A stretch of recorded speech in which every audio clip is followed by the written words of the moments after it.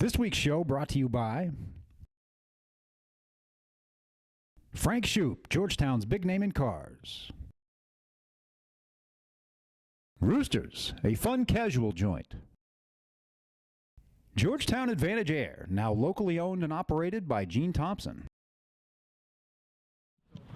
Welcome to the News Graphic Scott County Cardinals state semifinal edition of the Coaches Show with Coach Jim McKee. I'm Kal Oakes, and we've made it to Thanksgiving week. It's better than being at home. It's nice to be out here freezing our butts off, right? Yeah, oh, it's a beautiful night. I mean, it's just a great time to practice. Not even cold. You know, it's been a great year weather-wise. We've been so blessed that you know, I've coached every practice in a pair of shorts and Crocs and footies. So I got to hopefully keep my streak alive. But no, it's great to be here, and you know, really happy for our kids, and excited for what this week's going to bring for our football program. You've played some teams that you don't play during the regular season up until now. Now you play a team with which you're very familiar in Lafayette. Just talk a little bit about that rivalry and how it's evolved the past couple of years. Both teams kind of need no introduction to each other at this point. Well, you know, I mean, our biggest focus always is, you know, worrying about our team. And, you know, rather than be concerned with Lafayette, let's be concerned with, you know, how well can we play on Friday? Can we minimize the mistakes? How well can we execute our offense? You know, with that said, I mean, they're exceptionally talented. I know last year they had, you know, 2 5-star tackles, a 3-star quarterback, and a 2-star running back. So they had 15 stars on their offense. And I think we had probably not 15. And we lost to them 36-30 in the regional finals and beat them in the regular season, scored 66 points on them. So, but you know, they're very talented, and I think that, you know, Walker Wood is really the guy that makes them go. Now, the running back that they're using this year, 24, he's good, very good, and number 8's a good receiver, 6's a good receiver, the tight end's a good receiver. They have good linemen, but you know, I really think that when you look at kids, he has a real competitive edge and a swagger about himself. He carries himself with a lot of confidence. He breathes confidence into his teammates, and I think that's really the guy who makes him go on offense. You faced some good quarterbacks in the playoffs. You faced one last week, and I thought against Ryle in a game that could have gone either way, back and forth, the defense made stops when they needed to pull that. Well, you know, the thing about playoff football is, and we've laughed and said this many times, you know, they built Las Vegas, Nevada on betting on Monday night on who's going to win. And people love to bet and talk and analyze so much, then you bet at halftime if you're losing in the first half and try to make up, double up for the second half. You know, so it's so hard to predict what's going to happen in a football game. Just look at last week, it's 28-27 at the half. Yeah. I bet your Twitter account, you tweeted something about shootout on the way. And then no points in the third quarter. And then all of a sudden you go out in the third quarter, nobody scored a point. But that's what good teams do. They adjust to things. So, you know, you never know how the game's going to go on Friday. But certainly I would feel like we've got to be able to move the ball and score some points. I wouldn't think that, you know, defensively we're going to go out there and shut them out or hold them to 7. I would think they must feel the same way about facing you guys. Yeah, I mean, here's the thing about us and what we do. I mean, we're not going to try to trick them on Friday.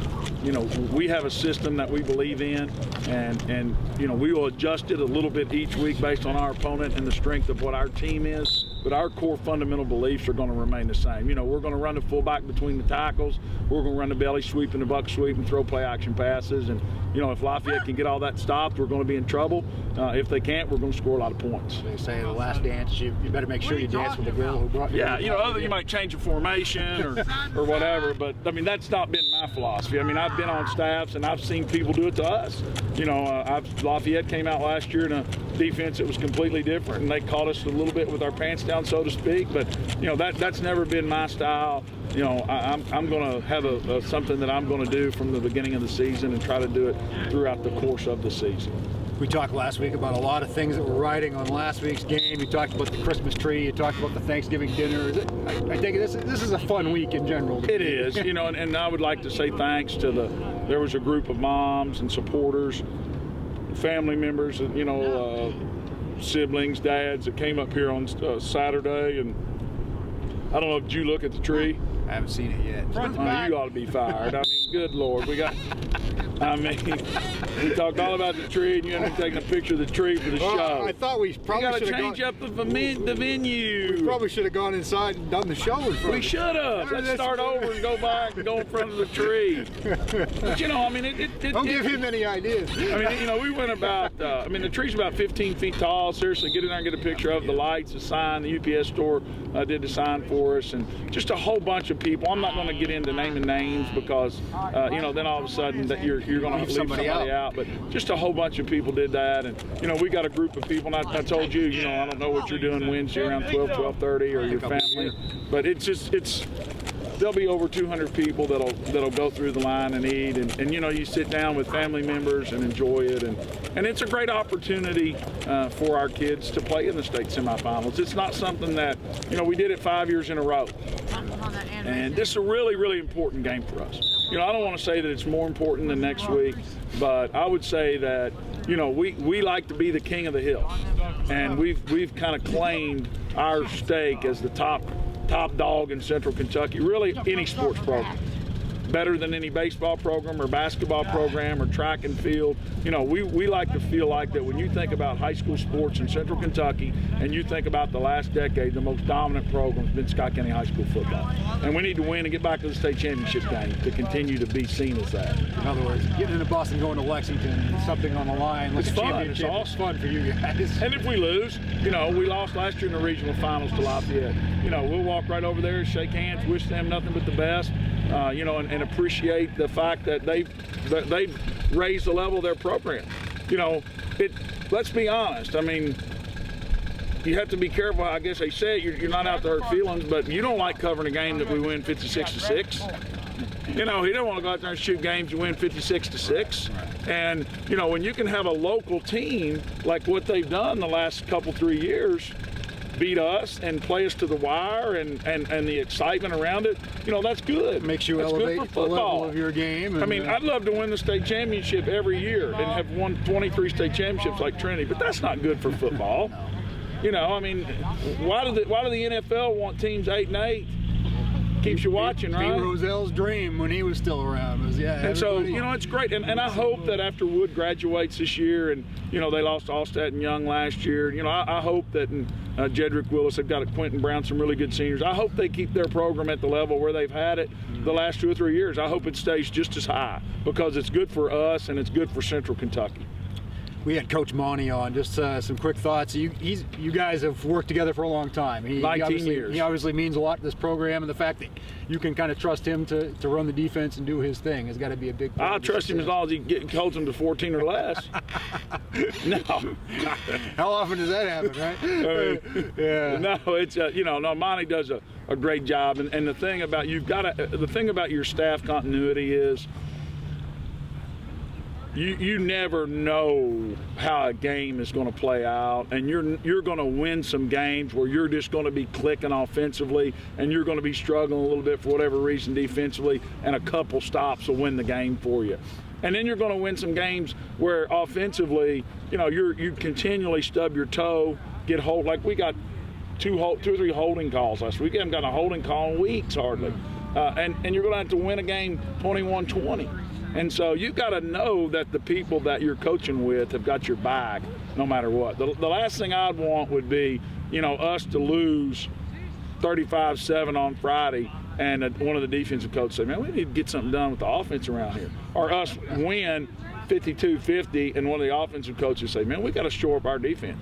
Our defensive coaches know what they're doing, and they know, you know, they know good and bad and how to shore up and when to blitz, and, you know, so you got to have that. And he's not only an invaluable member to our staff, but our school and our community and our program. You know, it's long before your time, but Monty's one of the better athletes ever go to Scott County High School.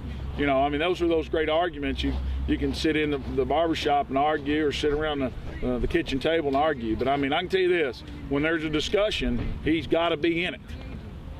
Well, let's see what Coach Monty had to say and turn our attention to the defense for the rest of the Coach's Show. We're here with Coach Monty McIntyre, and Coach, defense has, it's one of those things that I think there's been a snowball effect. It's just gotten more and more productive as the season's gone along. Made a lot more big plays as we've gotten later into the season. What's been the key? Well, at the beginning of the year, the kids were like I said, we had 10 new starters, and we really couldn't do a game plan in like the 4th game of the year. We were just working on ourselves. So once they start understanding and watching more film, they really got to understand how Scott County plays defense. You've got some pretty serious athletes on that side of the ball too, yes. And it's only getting better. I think in the playoffs, you've been able to use Kobe McKee and Brian Hudson back there a little more. I mean, what does that add to it? Just having those big mean guys up front. That's huge because they demand double teams, and that frees up our linebackers. So that's huge with them guys in there. Defensive backs, you've had Cooper Robb making tons of plays this year. Sam Sutton's made a bunch of plays for you too. You and I have talked before about how having Glenn and Kendrick back there kind of just rounds that group out too. You got the athletes all over the place. Right. And when you got good athletes in the back, you can play man, and then you can commit like 7 or 8 to the box. And like last Friday, we had like 3 pass interference, and I don't think a lot of teams don't play man-to-man like we do. And I don't think the referees really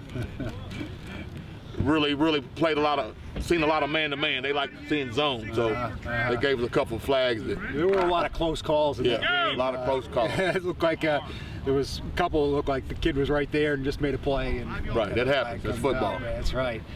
You guys seem to have that going for you there. You seem like you're able to set one play aside and get to the next one, and kind of that bend but don't break mentality this year. As a DB, you got to have short-term memory.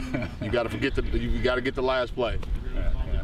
How do you prepare for a team like Lafayette? I mean, we know they have the quarterback, but you guys faced a pretty good quarterback last week that has, actually the last couple of weeks, it has a lot of different skill set. How do you prepare though, specifically for Walker Wood and Lafayette? Well, I've told the coaches is that we're the only defensive staff in the state that had to prepare for the 2 best quarterbacks in the state back-to-back.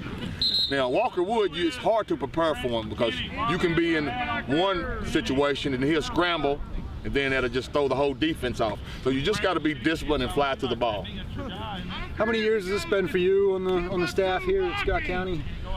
I've been on the staff 19 years, and I've been the defensive coordinator like 10 years. This is my 10th year. So you and Coach McKee have been together pretty much most of the time he's been here. Yes. You guys seem to have a pretty good situation where he worries about the offense and you worry about the defense, and does it just seem to flow pretty well? You guys kind of speak the same language at this point? Or? Yes, because when I first started, he did the offense and defense, so that was hard on him. So, but yeah, we worked well together. It looks like I'm not used to the way you guys do things too. You have while the offense is on the field, you guys you meet defensively and talk about things, and vice versa. When the defense is on the field, the offense gets there. It's almost like a college program the way you guys. Right. I mean, I tell the guys, they just let me go what's going on the field, and then I talk to Coach Travis in the booth, then I relay the message to the players. So it's a good deal. We're here at practice going on behind us. How does practice change at this time of the year? It just seems like you guys have been at it for so long. It's getting cold. Everybody's a little banged up. Everybody's excited to play on Friday. Do you dial it back a little bit, especially in a holiday week like this? No, we really don't dial it back. It's just the practice is not as long. We try to go like an hour 15 to an hour 20 minutes, as long as it's crisp. Get everything in that one window. Huh? Yeah, because if you don't know about it now, you're not going to know it. That's kind of the point I'm getting at. Is they must know what you played Lafayette before. You know each other pretty well. They know you know the drill here. Just exciting though to be proud. I mean, there's not many teams in the state left that can say we're practicing the week of Thanksgiving. You're right, man. It's only 4 of us left. And you can't take it for granted. In 2013, we practiced on Thanksgiving, and we thought we were going to do it the next year. So you never know. So you got to cherish it when you're able to do it. It becomes an expectation, but you can never take it for granted. That's right. That is right. Exactly right. I'm glad to have Coach McIntyre with us. Let's see what one of the players had to say about this week's matchup. The Cardinals need no introduction to this week's playoff opponent, as Lafayette has become one of their biggest rivals. Thoughts in the game, I really want to beat Lafayette. It was kind of disappointing that we didn't get to finish the game back early in the season. So it's like a rival in between us. So it's a very important game. Yeah, I mean, it all started like my sophomore year, as far as I can remember. It's like when the rivals started, because back my sophomore year, there was also another lightning delay, and they thought they won, but in reality we won. And ever since then, both teams just don't really like each other. And they feel like we're treated better than they are. So it's just how it goes. Last week's Ryle game was nerve-wracking for everyone on the Scott County sideline, but especially the seniors. Yeah, it wasn't our best game on defense this year. But yeah, it was a really exciting game. I mean, especially for me as a senior, it was hard. My heart was pounding the whole game. I'm just proud we could get the stop on D. Yeah, as a senior, man, these playoffs they're a big headache. I really don't want it to end, with a loss. I really want to get that win in Bollinger. It has been a special experience for Scott County practicing on Thanksgiving week. This is my first time ever practicing on Thanksgiving. I'm loving it. I mean, it's cold out here, but I'd rather be cold than be at home pouting over a loss. I love it. I can't wait to practice on Thanksgiving Day. I mean, get to practice before Thanksgiving, go home, talk to my family about the game and stuff. And then Coach Keys set up a Thanksgiving dinner for us on Wednesday. That's really nice. I mean, I get to meet some of my friends' families and invite my family as well.